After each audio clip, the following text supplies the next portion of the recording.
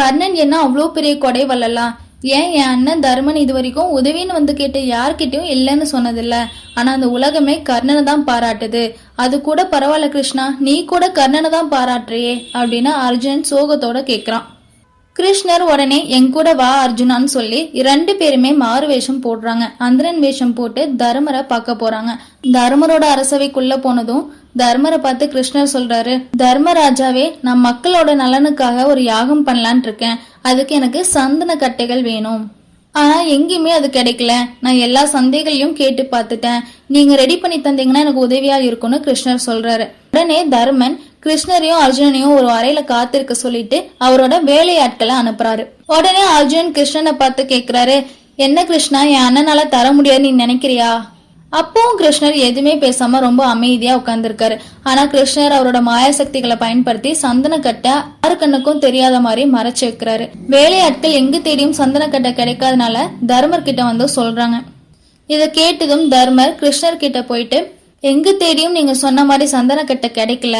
நீங்க வேணா இன்னும் 2-3 நாட்கள் இங்கே தங்குங்க. நான் பக்கத்து ஊருக்கு என் ஆட்கள் அனுப்பிச்சு அங்க கிடைக்குதான்னு பார்க்க சொல்றேன்னு சொல்றாரு. இதை கேட்டதும் கிருஷ்ணர், இல்ல ராஜா பரவாயில்ல, நாங்க எப்படியும் பக்கத்து ஊருக்கு போகணும், சரி நாங்க அங்க போய் பாக்குறோம்னு கிளம்பி போறாங்க.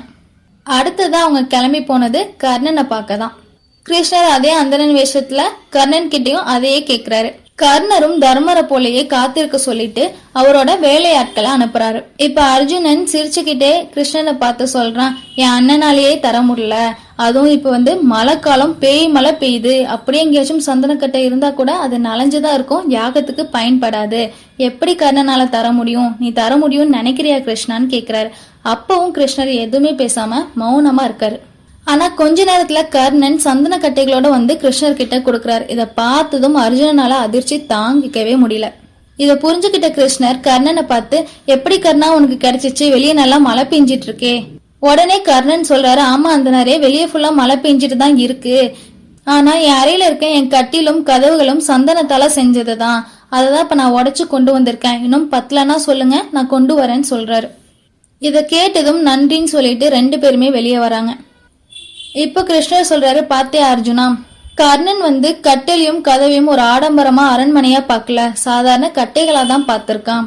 தர்மன் ஏற்கனவே எழுதி வச்ச புத்தகங்கள்ல இருக்க தர்ம வழிப்படி நடக்கணும்னு அதை பின்பற்றி நடக்கிறான். ஆனா கர்ணன் உள் மனசுல இருந்தே அவனுக்கு உதவி செய்யணும்னு எண்ணம், அது மட்டும்தான். இதை கேட்டதும் அர்ஜுனனும் புரிஞ்சுக்கிட்டு கர்ணனை நினைச்சு பெருமைப்படுறான். உங்களுக்கு கர்ணனை ரொம்ப பிடிக்கும்னா லைக் பண்ணுங்க, ரொம்ப ரொம்ப பிடிக்கும்னா சப்ஸ்கிரைப் பண்ணிட்டு கமெண்ட்ல கர்ணான்னு சொல்லுங்க.